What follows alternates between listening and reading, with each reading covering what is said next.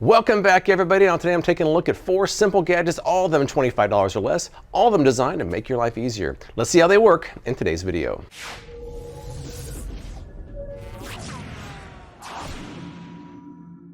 All right, so this is kind of an interesting bunch. I've got an ASEAN TV product, a Shark Tank product, and 2 of them from makers of products I've reviewed in the past. Let's start off with the ASEAN TV product, the Pocket Chill. All right, let's take a look at the Arctic Air Pocket Chill.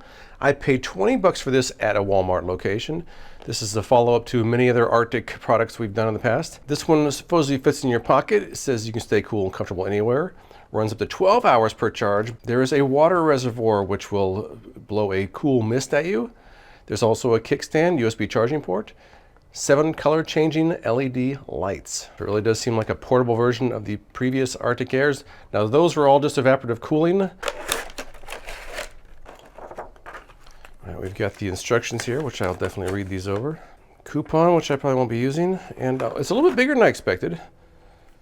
For some reason, I don't know, in the photo it just seems a little bit smaller. Looks like it's gonna take, that's the water reservoir. This must be the kickstand. Looks like a USB-C charging port. All right, so let me read these instructions over, fill this with water, and then get cooling. So after using this for a few days and after my unboxing, I had a few more observations about how it works. Taking a look at some of the features here. To turn it on, you just press this button. It starts off at high, then medium, and low. You have this button on the side here, which will toggle through different colors.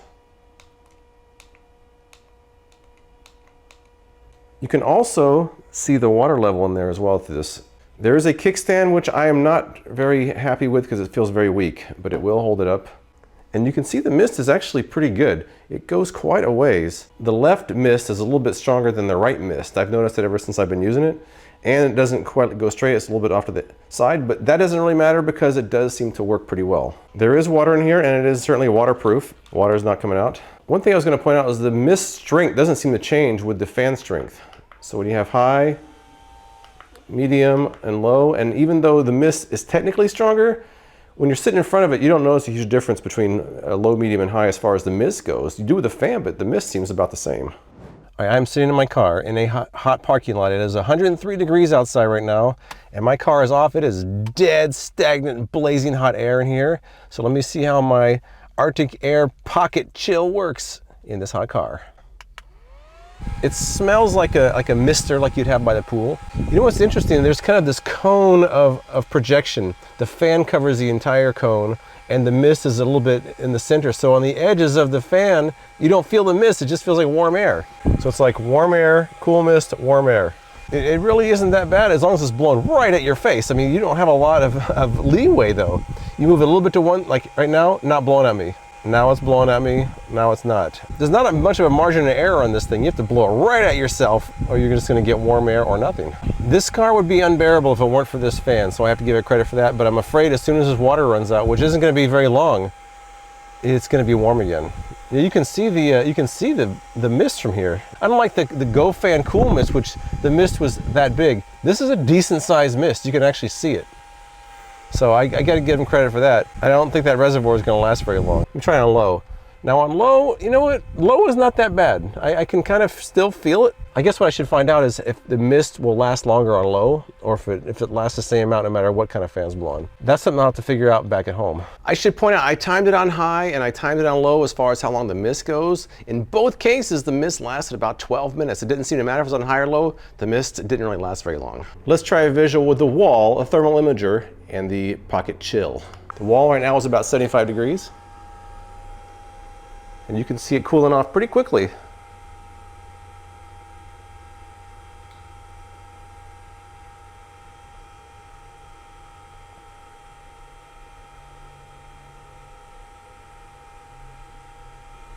All right, so it looks like it is gonna drop around 10 degrees.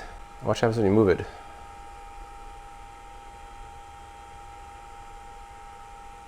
Whoa. You know, if your car doesn't have AC and you're driving around in the summertime, if you're taking a trip less than 15 minutes, it might work really well for that. You could even get one of those phone holders for your dash, put it in there, and you have a low-tech AC unit, or at least for 15 minutes. Now, outdoor use for the Pocket Chill is really gonna depend on your situation. If it's a little bit breezy out here, let's see if I can even feel it. I mean, even looking into the breeze, I guess I can kind of feel the coolness. It's not as Good, because the wind kind of blowing across sometimes makes the breeze go away. As expected, I would say less effective in the wind. Now also, if you're walking, you're creating a breeze and it may not be as effective there either. I mean, it's going to provide some coolness, but I would have limited expectation outdoors, especially if there's any wind whatsoever. So when it comes down to the Arctic Air Pocket Chill, I've kind of got one big pro and one big con. The big pro is that it really does work when it's got water in it. It actually works quite well. As far as the con goes, even though the fan can last up to 12 hours, the water reservoir doesn't last very long. I was getting about 12 minutes per use, so 12 hours versus 12 minutes, that's a lot of fan time without much mist. It's one of those things that, depending on how you use it, is how happy you'll be with the Arctic Air Pocket Chill. Next up, from the makers of the Taco Tamer, this is not an ordinary clothes hanger. It is a lighted clothes hanger called the Hanglo. It's also motion activated, lights up your closet when you walk in there, and here's how my review went. Here is the Hanglo by Simplify. This was sent to me by the makers of the Taco Tamer, which I recently reviewed. They say it's currently sold at Target.com and Walmart.com. It looks like the price between those two sites is between $25 and $35 for this 32 pack, which has 30 slim velvet hangers and 2 Hanglo light up hangers. That's a lot of hangers. These are the star of the show, so we need to take a look at them. Well, that's nice. They have batteries included with it. Very nice. Looks like there's an on-off switch here. I'm guessing that's the motion-activated sensor. Slide to lock into place. All right, so I'm going to read over the instructions, make sure I do this properly, and then get started. Now, this closet actually has no light in it. It's actually very dark. Usually when I go in there, I can't see too well. I put the Hanglos in there, turn them on. Let me turn off the lights and show you how they look. And here we go. Ah, we have light. It definitely lights up the closet. Let me turn these off and show you how dark it is in there without that. Yeah, that's pretty dark. All right, so in the case of this closet, the light is on the inside, so when I open the closet, it's dark. Let's see how it looks.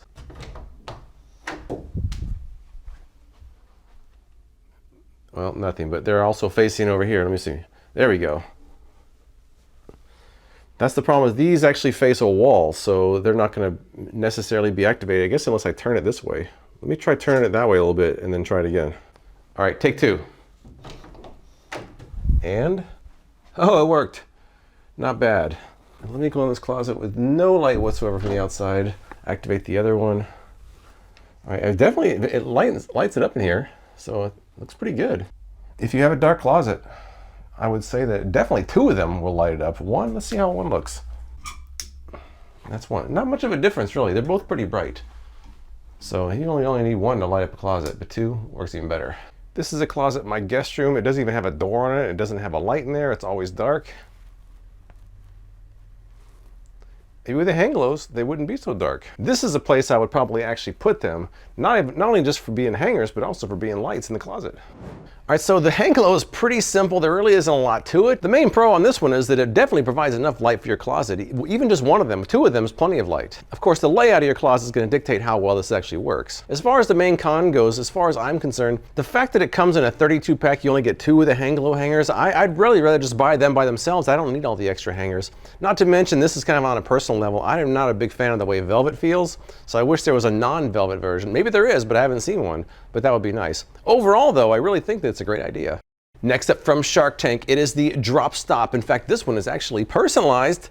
They sent this to me with my logo on there. This product is designed to fill the gap for your car seat so you don't drop things between your seat. Here's how my review went. All right, this is the Drop Stop seat gap filler, and they sent me a custom one, so I'm really kind of shocked and surprised about that one. They say it's for cars, trucks, or SUVs. One size fits most. It fills the gap so that you can avoid things like lost change, dropped calls, fallen French fries. This was on Shark Tank many years ago. I heard about it back in the day. I've never tried one before. I've tried the similar Catch Caddy, which has more of a pocket than this, but the Catch Caddy sometimes can collect other stuff you don't really want to collect. This says that it will also move forward and backward with your seat. It anchors with a seat belt and will fill the narrowest of gaps. All right, there it is. It's a pretty simple design. This goes over the seat belt catch and it just simply fills the gap. Kind of soft as well. So let's head out the car, install it and see how it works. I'm looking at these instructions here and it says to put your seat back all the way, which I've done. Then all you're supposed to do is open up this notch and put it over the seatbelt catch. And that's pretty easy. It says push all the way down to the bottom of the seatbelt catch. All right, it's all the way down. Let me put my seat back up and get in and see how it feels. It's pretty discreet there. It seems like it's not really gonna stand out, which I guess is the idea. But nothing's gonna really fall through there because it's blocked off now. I should point out, I've used the catch caddy for many years. The problem with the catch caddy is, number one, it can collect all kinds of nasty stuff like food, and you don't want to drop food in there and then drop your phone afterwards. That's one problem. The other thing is, if you move your seat forward and backward, this one does not move with it. The drop stop, however, will move with your seat because it's basically attached to it. Oh yeah, it's moving. It's moving with me. It's moving. All right, let's try car number 2. This is a Volt. The seat back already. Should be easy enough. Let's try it out. All right, so we have to put the catch through the opening and just kind of, I'm just shoving my face in there. That fits in this one pretty well. Even with the seatbelt on, I think we're good to go. Well, since this is named the drop stop, let's see what it actually can stop that I drop. All right, I'm gonna drop these coins right on my face here and see what happens.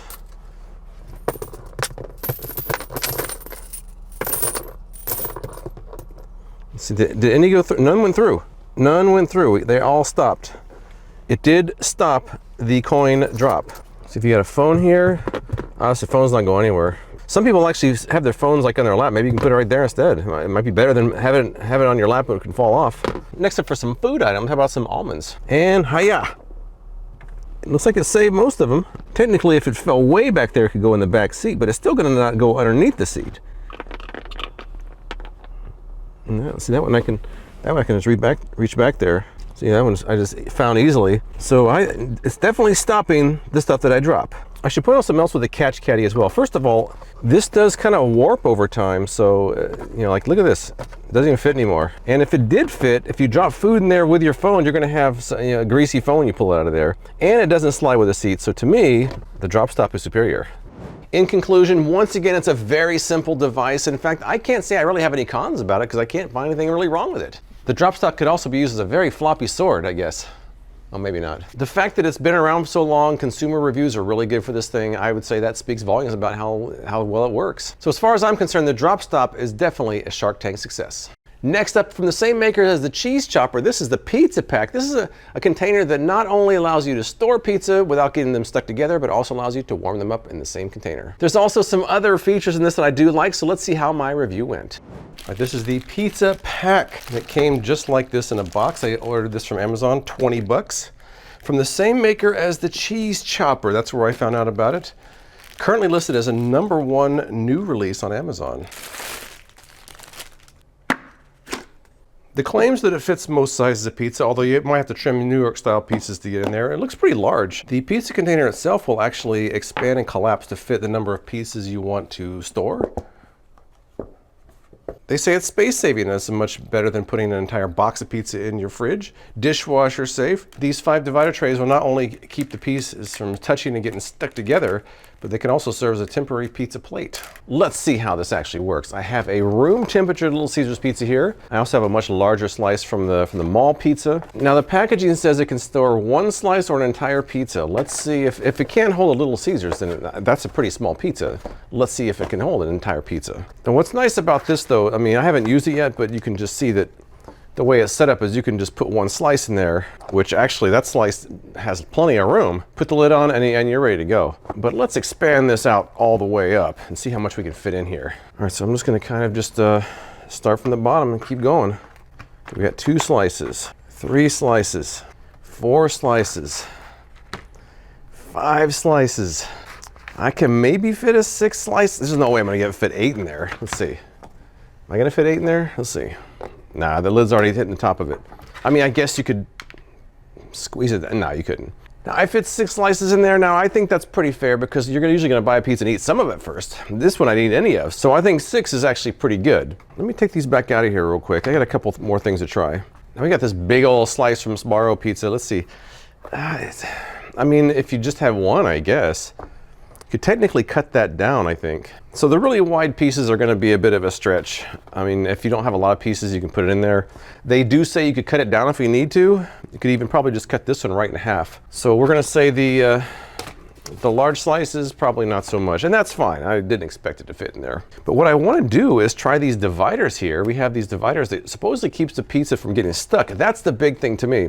Because when you put pizza in the fridge and they're against each other, they get all stuck together. It's not pleasant. But let's see what happens if we use those dividers, and then what I'll do tomorrow is check and see how they do out of the fridge. So one slice, one divider. I don't think I need a divider on the bottom, so I'm just going to put one on top of that. So we're just going to kind of load this back up with a divider in between each one. Now watch, I won't be able to fit as much this time.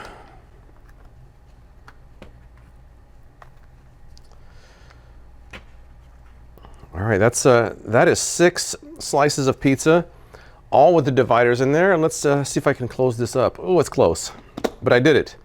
All right, there we go. Look at that. That's, you know what? Honestly, that's not for 6 slices of pizza with dividers. I think that's a pretty good idea. So I'm going to put this in the fridge tomorrow. I'll pull it out, see how it goes cold, see if they're stuck together or stuck to these dividers. And then I'll try putting this in the microwave and see how it works. All right, it's day 2. Let's take a look. After sitting in the fridge all night, I should point out that there's a plug right here that I did take out because they said that it was an optional vent to prevent condensation. So I assume in that case it should have been open, but it's probably going to need to be put back in there when I microwave. But let's see how this looks. All right, are these going to be stuck together? Let's see. Top one looks good, which not a surprise. Let's see how these look below that though. Look, that's not stuck together. It looks pretty nice. Now, these all look pretty good. It definitely kept the slices from being stuck together, so I'm pretty happy about that. All right, so what I want to try now is try microwaving this. Now, I'm not a big pizza microwave person. I like to do them in a toaster oven, but they do say it's microwavable, and they say the trays can be microwaved as well. But what they're not really clear about is what if you want to microwave a couple of slices? Do you stack them on top of each other? Is the one on the bottom going to get messed up? Let's find out. So I'm just going to take 2 random slices here, both of them with trays. And what happens if you microwave it like that? I'm going to collapse this down a little bit as well. All right, the pizza pack is collapsed. I've got 2 of them in there on trays. I have a feeling the top one's going to turn out good, but how about the bottom one? We shall see. And there it is. Let's see what we got. Now I should point out that I think these trays are supposed to be used on an individual basis.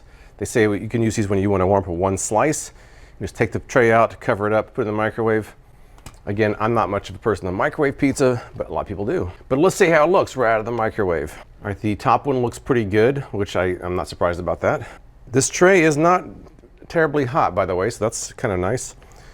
And you know what? The bottom one, surprisingly, did not get too smashed being as a double decker. So I'm not sure if that's how they intended to be used, but you could use it that way. So as far as I'm concerned, I will declare the pizza pack to be a successful product. Is it necessary? Maybe not, but for people that eat a lot of pizza, it might be quite useful. All right, so the pizza pack I think works, and I'm definitely going to keep using this one because having a big pizza box in your fridge is kind of bulky. This one seems to alleviate that problem. So in the end, I think all these really work quite well. I really can't pick a favorite among them.